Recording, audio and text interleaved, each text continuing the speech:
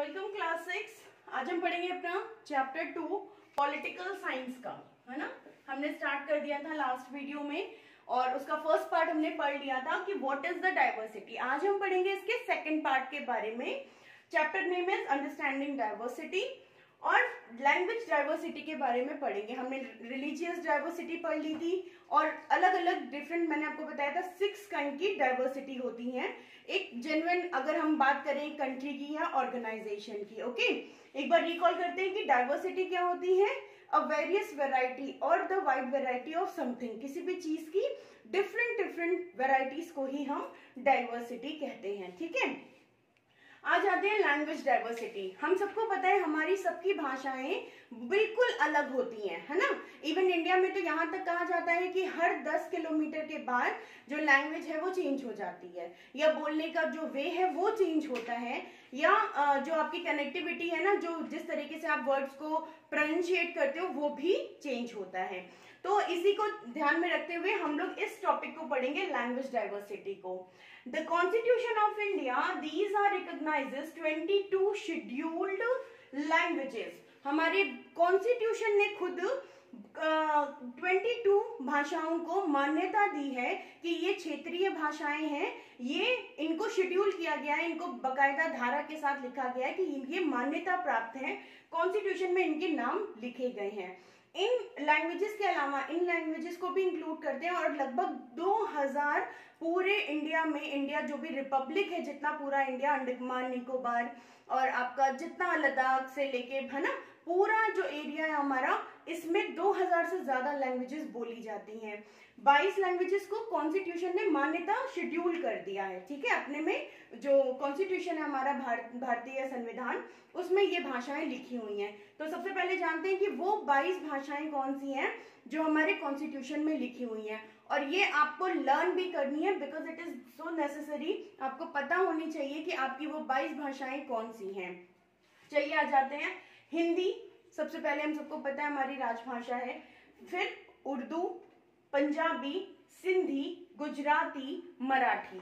ठीक है, then Bengali, Odia, Assamese, Sanskrit, Kashmiri, Tamil. आप देख रहे हो जो भी हमारी स्टेट्स हैं लगभग उनसे ही रिलेटेड उनकी भाषाएं भी हैं। तेलुगु, कन्नड़ा, मलयालम, नेपाली, मणिपुरी, कोंकणी, है ना। फिर आ जाते हैं संथाली, मैथिली, बोडो और डोगरी। ये क्षेत्रीय भाषाएं हैं, राजभाषाएं हैं जो हमारी क्षेत्र की, ये वही 22 भाषाएं हैं जिनको की कॉन्स्टिट्यूशन ने मान्यता दी है। चलिए नेक्स्ट आते हैं। अपार्ट फ्रॉम दिस, इसके अलावा 200 मोर डायलेक्ट्स होते हैं जो क्षेत्रीय लोकल भाषाओं में जो भाषाएं बोली जाती हैं उनको स्पोकन इन इंडिया, और इस तरीके की 200 और भाषाएं हमारे इंडिया में बोली जाती हैं जिनको की मान्यता तो नहीं मिली है लेकिन वो उन पर्टिकुलर क्षेत्र में बोली जाती हैं। तो ये रहा आपका लैंग्वेज डाइवर्सिटी। ओके, आप इन लैंग्वेजेस को लर्न करेंगे कि कितनी लैंग्वेजेस होती हैं हमारी। अब आ जाते हैं नेक्स्ट डाइवर्सिटी के लिए, ऑक्यूपेशनल डाइवर्सिटी। ऑक्यूपेशन क्या होता है? जब हम किसी भी प्रकार का कोई ट्रेड, बिजनेस, जॉब जिससे हमारी कमाई होती है, जिससे हम अपने जो रोजमर्रा के काम हैं या लेन देन है वो करते हैं, उनको हम ऑक्यूपेशन कहते हैं। तो अब हम बात करेंगे ऑक्यूपेशनल डाइवर्सिटी के बारे में। हर कोई अलग काम करता है, हमको पता है ना। कोई अगर आप किसी भी चीज को, आपके घर में कितने सारे काम होते हैं, है ना, हर चीज को करने के लिए अलग व्यक्ति है। जैसे आपको अगर इलेक्ट्रॉनिक का काम करवाना है तो आपको किसी इलेक्ट्रीशियन की जरूरत पड़ेगी, है ना। अगर आपके जूते फट गए हैं उनको आपको सिलवाना है, आपको कॉपलर की जरूरत पड़ेगी। अगर आपके नल खराब हो गए आप प्लम्बर को कॉल करेंगे। हर एक ऑक्यूपेशन के लिए हर एक अलग व्यक्ति को, हर एक अलग जानकार व्यक्ति को बुलाना होता है। आप बीमार पड़ते हैं आप डॉक्टर के पास जाते हैं, इंजीनियर के पास जाते हैं नहीं ना। तो क्या होता है, हर इसी को हम ऑक्यूपेशन कहते हैं। वो इन सेवाओं का क्या करते हैं, आपसे चार्ज करते हैं, आप उनको पैसे देते हैं, वो आपको कुछ उसके बदले में कुछ ना कुछ आपको सेवा देते हैं। इनको बेसिकली 3 पार्ट्स में डिवाइड किया गया है। ठीक है, अगर आप ऐसे एक ट्रायंगल बना लें तो बहुत इजी रहेगा इसको लर्न करना।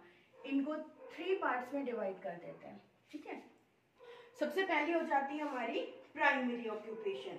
नीचे से ये स्टार्ट करते हैं, यहाँ पे डाल देते हैं फर्स्ट, यहाँ पे लिख देते हैं सेकेंड, और यहाँ पे लिख देते हैं थर्ड वन। ठीक है। जो मेन ऑक्यूपेशन जो बहुत कम लेस एफर्ट वाले होते हैं उनको हम थर्ड में रखेंगे। जो मिडिल होते हैं लाइक थोड़ा सा मेंटली एफर्ट भी है, थोड़ा सा फिजिकली एफर्ट भी है, उनको हम सेकंड में रखते हैं। और जिसमें मोस्ट ऑफ सबसे ज्यादा सिर्फ फिजिकल एफर्ट्स की जरूरत ज्यादा पड़ती है, या बिल्कुल हम रॉ मटेरियल जिसको यूज करते हैं जिस ऑक्यूपेशन को बनाने करने में, उसको हम रखेंगे फर्स्ट में, प्राइमरी में। ओके, तो यहाँ पे राइट कर देती हूँ मैं प्राइमरी ऑक्यूपेशन। ठीक है। ये आ गया हमारा secondary occupation.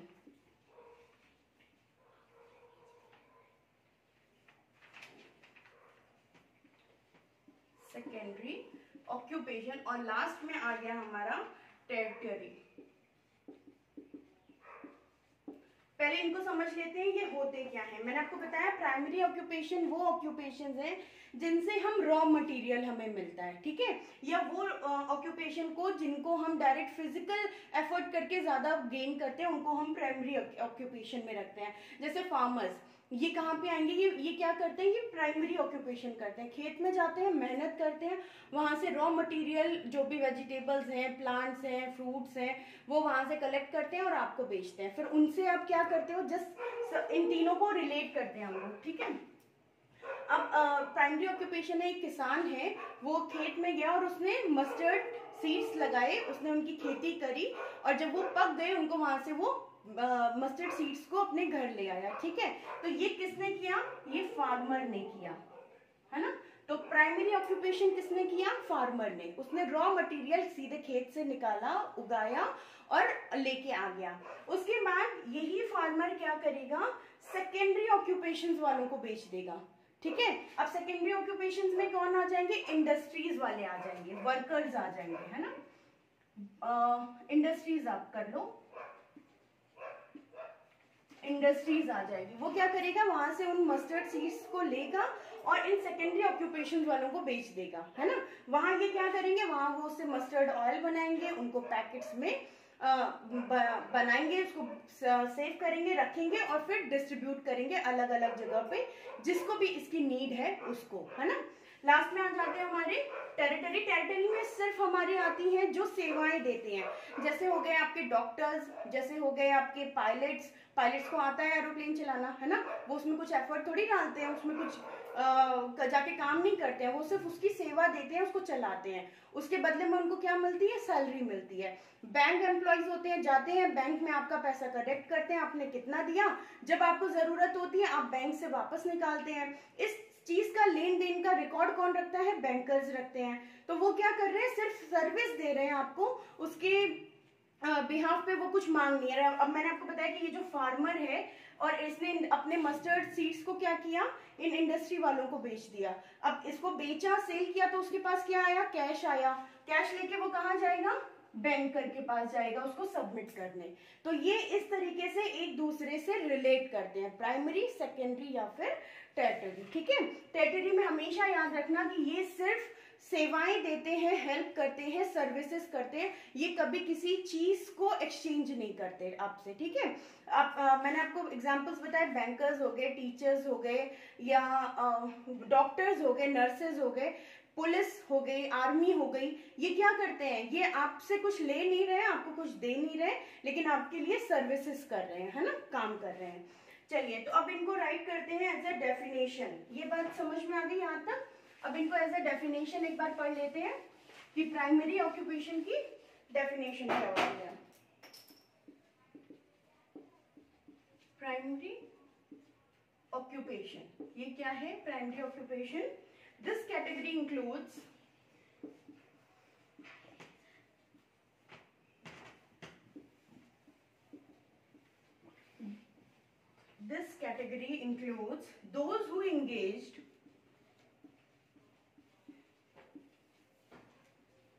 those who engaged in basic activities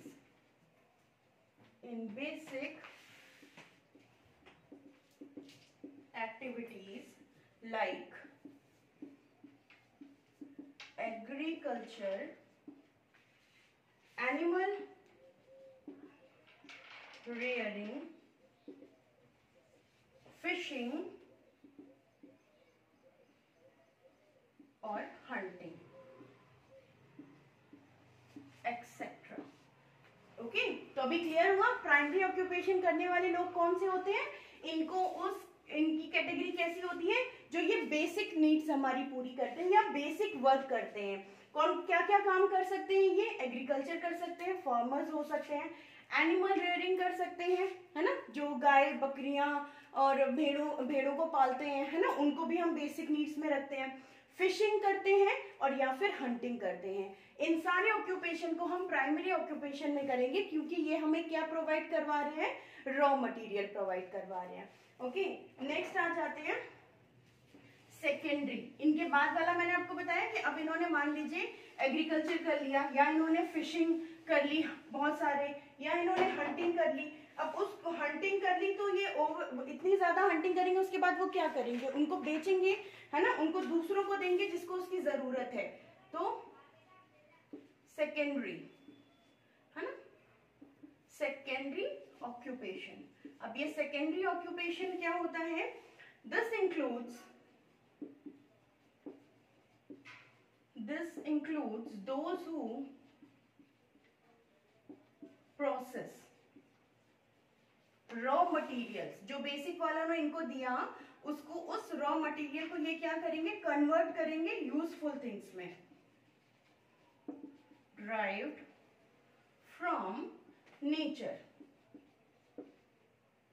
अब ये होते कौन है, इनकी ये एक्टिविटीज कौन करते हैं, वीवर्स, वर्कर्स, कारपेंटर्स, है ना, वर्कर्स इन फैक्ट्री कह ले और इंडस्ट्रीज में कह ले, है ना। तो ये क्या हुए, सेकेंडरी ऑक्यूपेशन। मैंने आपको बताया वो फार्मर ने क्या किया, मस्टर्ड सीड्स उगाई और उनको जाके इंडस्ट्री में दे दिया। अब इंडस्ट्री वाले क्या करेंगे, जो वहां पे वर्कर हैं फैक्ट्रीज में, वो मस्टर्ड से मस्टर्ड ऑयल निकालेंगे और उनको पैकेट्स में पैक करेंगे। तो in this includes those who process raw materials drive from nature. जो नेचर से, प्रकृति से हमें मिला है, उसको वो ड्राइव करके कुछ नई चीज बना देंगे। जैसे फार्मर मान लीजिए जो कॉटन है, उसका जो फार्मर है उसको ग्रो करता है ना, और खूब सारा कॉटन उसने इकट्ठा किया और उसके बाद लाके उसने फैक्ट्रीज में इंडस्ट्रीज को दे दिया। वो क्या करेंगे इंडस्ट्रीज वाले, उनके कॉटन के बड़े बड़े थान बनाएंगे, है ना। उसके बाद वो यूज होगा, टेलर है या हम लोग हैं, हम लोग मार्केट से उसको खरीदते हैं और फिर कट करके उसको हम क्लोथ्स बनाते हैं। कारपेंटर्स हैं, है ना, जो फॉरेस्ट वाले जो फार्मर्स होते हैं, जो बड़े बड़े ट्री लगाते हैं, वो वहां से ट्री उनको सालों में उगाते हैं, वहां से काट के देते हैं। कारपेंटर्स उसकी अलग अलग तरीके के फर्नीचर्स और चीजें बनाता है और फिर आपको सेल करता है। तो ये सारी चीजें किस में आएंगी, सेकेंडरी ऑक्यूपेशन में। आ जाते हैं अपने थर्ड और लास्ट में, which is the Tartary occupation, जो सिर्फ आपको सेवाएं देते हैं, सर्विसेज प्रोवाइड करवाते हैं। थर्ड वन, है ना, tertiary occupation. This category includes these who offer the services to the society। ये वो लोग होते हैं जो सोसाइटी को अपनी सर्विसेज, अपनी सेवाएं प्रदान करते हैं। ओके, एग्जाम्पल्स के लिए देखते हैं कौन हो सकते हैं ये, डॉक्टर्स, बैंकर्स, टीचर्स और इंजीनियर्स। ठीक है, इंजीनियर्स। सो ये कौन से लोग होते हैं, ये वो लोग होते हैं जो सर्विसेज प्रोवाइड करते हैं। हमेशा याद रखना, टेरिटरी में सर्विसेज प्रोवाइड करने वाले, doctors, bankers, teachers and engineers. तो आपको अब ये ट्रायंगल समझ में आ गया होगा कि जो सबसे पहला है वो प्राइमरी, जो सेकंड है वो सेकेंडरी, और जो थर्ड पे है वो कौन है, टर्टियरी, है ना। चलिए अब एक लास्ट पॉइंट को सिर्फ अंडरस्टूड करेंगे, है ना, उसको राइट नहीं करेंगे हम लोग। The point is